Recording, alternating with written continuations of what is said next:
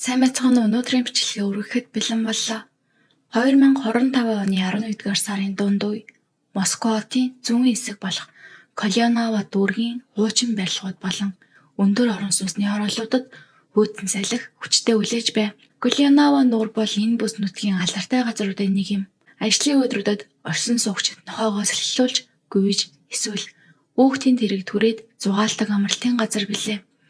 Гэвч 11-р сарын 16-ны нэм гарагийн өглөө нуур ер бусын нам гүм харагдана. Нуур бүрэн хөлдөөгүй байсан ч эргийн дагуу нэмгэн мөс тогтсон байлаа. Бүрхэг тэнгэрийн доорх тэр хүйтэн ус мөс хоёрын тусгал нэг л чихүүц төрүүлэн бүгдгэр харагдана. Москва хотын нийтийн аж ахуйн үйлчилгээний компани ажилчдын хувьд энэ бол ердийн нэг ажлын өдөр байлаа. Тэдний хийх ажил бол нууранд хөвж буй хог хаягдлыг цэвэрлэх. Энэ хог хаягдлууд мөсөнд хөлдөж үлдвэл хавар, шар усны үер болох үед цаад болохоос гадна орчны үзмжийг муутгах учраас тэр үд дундын үед хэд хэдэн ажилчид хойд эрэг дагуу ажиллаж байв. Хүйтэн салхи ширүүн үлээж байсан тул тэд хар өнгийн ажлын хувцаараа бие задар оруулсан байлаа. Нэг залуу ажилчин урт төмөр дэгээгээрээ хог түүж байснаа эргээс холгүй нэгэн зүйлийг олж хараад зав. Нимгэн мөс хатсан усан дунд нэгэн хар зүйл гацчихсан байлаа. Энэ нь хөвч буй хоосон хуванцар сав эсвэл хаягдсан хүнсний сав баглаа буудал шиг харагдсангүй. Дэгэнд гогдож усны мандал дээр гарч ирсэн тэр зүйл улбар шар, улаан өнгө холилдсон гялгар уутанд ороосон шинэвтэр харагдах үүргэвч байв. Ус нэвтрүүлэхгүй гэсэн үү эсвэл доторх зүйлийг нуух гэсэн үү?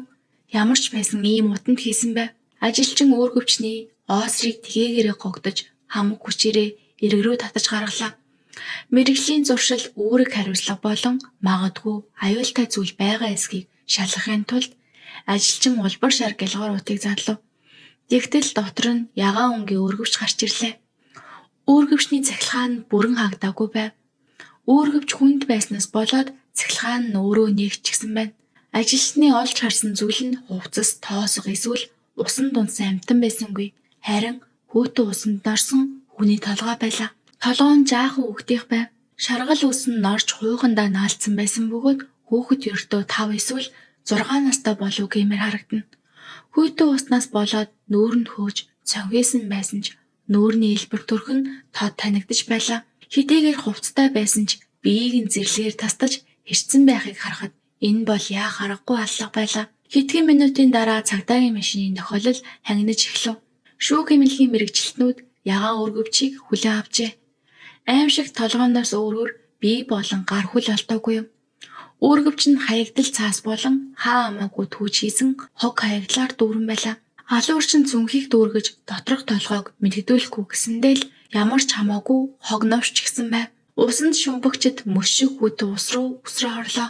Хүүхдийн биеийн бусад хэсэг, аллагын зэвсэг болон гэмт хэрэгтний орхисон сэжвэрийг хайх байв. Гэвч цаг хугацаа өнгөрөх тусам шумбагчид усны мандал дээр гарч ирсээр байсан ч тэдний хариултан зөвхөн урам угарсан байдалтай толгой сэгсрэх төдий байлаа. Ирэг дээр байрлуулсан түр штабын асар дотор шүүх эмнэлгийн эмч гавлын ясанд урьдчилан үзлэгхийв. Нас барсан хүн 5-аас 7 насны эрэгтэй хүүхэд байсан бөгөөд үхсэн цагийг цогцыг олсноос 24-өөс 48 цагийн өмнө гэж тооцоолжээ. Хүйтэн ус цогцыг муутгаас сэргийлсэн учраас хизээ нас барсан гэдгийг тогтооход төвөгтэй байлаа.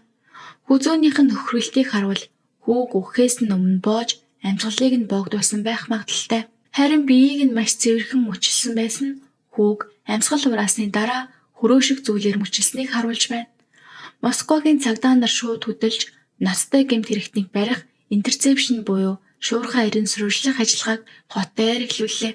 Сүүлийн 1-7 хоногийн хугацаанд бүх сургаггүй алга болсон хүүхдийн мэдээллийг шуурхай шүү. Ихэвчлэн эцэг эхчүүд хүүхэд алга болоод 2 эсвэл 3 хоног өнгөрөхөд аль хэдийн мэдэгдсэн байдаг. Гэвч мөрдөгчдийг хамгийн их чихүүцүүлсэн зүйл нь цагдаагийн мэдээллийн санд тэр хүүхдэд тохирох ганц ч бүртгэл байсангүй. Хүүхэд алга болсон тухай ямар ч дуудлага ирээгүй байсан тул мөрдөгчд шууд хяналтын камеруудыг шүүж эхэллээ. Учир нь алуурчин цогцыг хүн бүрийн нүдэнд ил газар хайсан байсан юм. Түүнчлэн ягаан өргөвч нь нилээд том бөгөөд анхаарал татхууц. Мөрдөн байцаах баг цогцыг хайсан хүн нуур руу явах замдаа хяналтын камерын бичлэгт үлдсэн байх ёстой гэж дүгнжээ. Мөрдөгчид сүүлийн 48 цагийн турш Голианова нуурын иргэн тойрондох бүх гудамж, нийтийн тээврийн зогсоолуудаас авсан асар их хэмжээний бичлэгийг цуглууллаа. Мянган цагийн бичлэгийг хэдэн 10 дэлгэцээр хурдан тоглуулав. Мөрдөгчид с ิจ гтэй хөдөлгөөн эсвэл с ิจ гтэй үнийг барьж авахын тулд бичлэгийг тасралтгүй хийнэж байлаа. Эцэст нь хэрэг гарснаас хойш ойролцоогоор 6 цагийн дараа асар их мэдээлэл дундаас нэгэн өвөрмөц дүр зураг тогтоогдов. Цогцолтохоос 2 хоногийн өмнө буюу 11-р сарын 14-ний үүр цайх үе байв. Бичлэг хард цагаан, дээрээс нь дүрс нь маш их чанар муутай байсан ч уурт бараан хүртэг өмсөн нэгэн эмэгтэйг ялгаж таних боломжтой боллоо. Тэр малгайгаа өмсөж нүрээ ороолтоор нуусан байсан зориудаар камераас зайлсхийж байгаа мэт байжээ. Хамгийн их анхаарал татсан зүйл нь түүний гарт байсан зүйл. Энэ нь хүнд бөгөөд овоож таваасан үргэвч байлаа. Тэрээр ердийн явган явж байгаа хүмүүс шиг алхаж чадахгүй байсан юм. Түүний алхаа маш хүнд харагдаж байсан бөгөөд үүргэвч нь асар хүнд байгаа нь их байлаа. Тэрээр Бергараская гудамжны чиглэлээс алхаж ирээд нуурын хажуугийн ил хул газар руу чиглэв. Ойролцоогоор 20 минутын дараа нөгөө хүн өөр нэг камерт дахин өртлөө. Энэ удаад түүний гарт юу ч байсангүй алхаа нь хамаагүй хөнгө харагдана. Хүнд ачаагаа хайчхаад явж байгаа тэрхүү чихүүц төрүүлэн магшин хяналтын камерт тодхон бичигдсэн. Цагдаа нар түүний явсан зам дагуу дэлгүүрүүд болон уулзурдах бичлэгүүдийг үргэлжлүүлэн хянаж эмэгтэйн явах чиглэлийг тодорхойлов. Тэр энэ дүүргийн орсон суугч биш байлаа. Нуурын эрэгт ирэхээс өмнө тэрээр таксинаас буужээ. Цагдаа нар автомашины дугаар болон такси компаниг бүртгэлээр дамжуулан тэр шөнө эмэгтэйг тээвэрлсэн жолоочийг шуурхай оллоо. Жолооч зорчигчийн чимээгүй байдлыг гайхаж байв. Тэр маш дуугүй тэр байтугай хүүтэн өндөй бөгөөд аимшигтай байжээ. Тэр машин суухдаа том цүнх барьсан байв. Жолооч цүнхийг нь тээшэнд хийж өгөх гэхэд тэрээр татгалзаж цүнхээ гартаа барих эсвэл хөлдөө тавина гэж зүтгэжээ. Тэр замын турш ганц ч үг дуугараагүй юм. Таксины цонхоор гүлрэн суусан тэр эмэгтэй Москвагийн төвийнх биш, харин хотын ойролцоох Балашиха гэх газрын оршин суугч байв. Балашихаас нуур хүртэл 20 орчим километр зам туулсан нь гэмт хэргийн нэгэн нийтлэг дүр зурагтай таарч байлаа. Учир нь гэмт хэрэгтнүүд ихэвчлэн хэрэг үйлцэн газраас хол, гэхдээ өөрийнх нь сайн мэддэг очиход амархан газар цогцоо хийдэг байв. Ингээд мөрдлөгийн баг шууд 20 км-ийн цаана орших Балашиха хотыг зорив. Таксины төлбөрийн бүртгэл болон буусан байршилд үндэслэн цагдаа нар Балашиха дахь Ново Алексеевска Шеренге орон сууцны хороолдох Тауэрсдовскийн гудамжны өндөр барилгад анхаарлаа хандуулжээ. Мөрдөн байцаах баг барилгын коридор болон цахилгаан шатны бичлэгийг авлаа. Доторх хурц гэрэлд с ิจ гтний нүүрний хэлбэр тод харагдаж байв. Дууранхай ядарсан царайтай харцсан баг зэрэг тогтургүй байлаа. Нүүр царай таних систем болон орсон суугчдын бүртгэлээр дамжуулан с ิจ гтний хэм болох нь тогтогдов. Елена Чучкова 31 настай эмэгтэй ажилгүй нэгэн. Орсон суугчдын бүртгэлээс үзвэл Елена 2 хүүхдийн хамт амьдардаг. Том охин нь 9 настай удаа хүү Мирослав нь 2019 онд төрсөн энэ жил 6 настай байв. Мирославын нас барсан хүүхдийн настай төстэй байлаа. Мөрдөн байцаах баг энэ эргийг ээж нь хүүгээ хөнөөсөн байх магадaltaй гэж дүгнэв.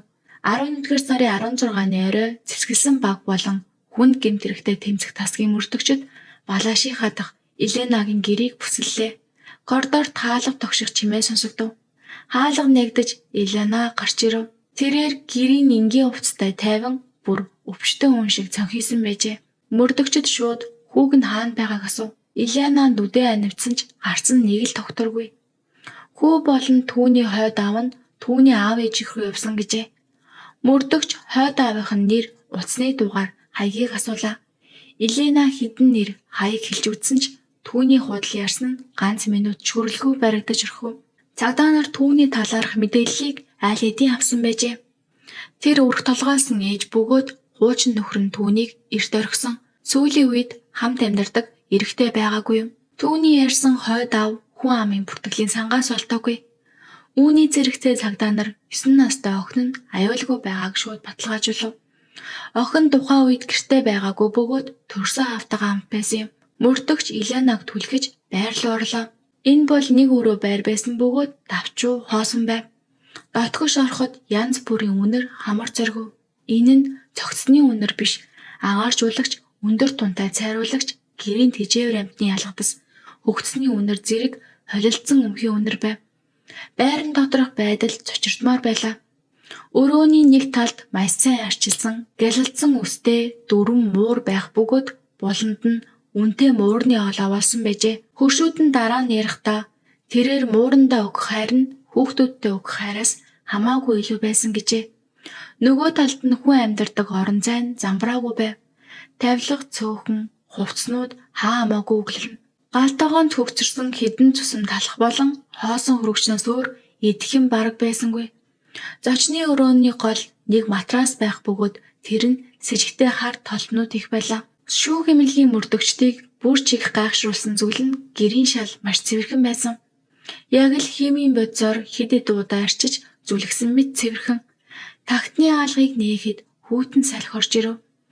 Тагтан дээр хуучин картон хайрцаг, эвдэрсэн тоглоом, хаягдсан багаж зэрэг элдв хог новш өглөрч байлаа. Тэр хог новшноос мөрдөгчд гэлгар уутаар хит давхарлаж ороосон зүйл олжээ. Шүүх эмнэлгийн эмч болгоомжтойгоор гэлгар уутыг нээхэд аимшигт үнэн ил боллоо. Энэ бол бяцхан Мирослав хүүгийн зэрлэгээр тамлуулсан бий байлаа. Цогцын хүзүү хэсэг болон шархыг нь шалгаж үзэхэд Голянова нуураас олдсон толгойтой яг таарчээ. Энэ хүүтэн тагтан дээр энэ бяцхан цогцос яг л хог шиг 3 өдрийн турш хаягдсан байжээ. Тэр 3 өдрийн турш хажуугийн өрөөнд байсан ээж нь муурандаа хоол өгч, унтаж, интернетээр аялж, бүр сошиал медиад утгагүй сэтгэлүүд бичиж суусан байна. Тагтны булан цагдаа нар аллагын зэвсэг болох цус болсон хутга мөн яс хөрөөдөхөд ашигласан хөрөө олжээ. Ильянаг хэргийн газар дээр нь баривчлав. Ильяна хаалттай засаг захиргааны бүс болох Пенза мужийн Зраашны хотод төржээ. 2013 онд Москвад ирсэн байна. Эхэндээ бүх зүйл зүгээр байх шиг байв. Багш болохыг мөрөөдөж Москвагийн улсын Шолоховын нэрмжид хүмүүлгийн их сургуульд орсон.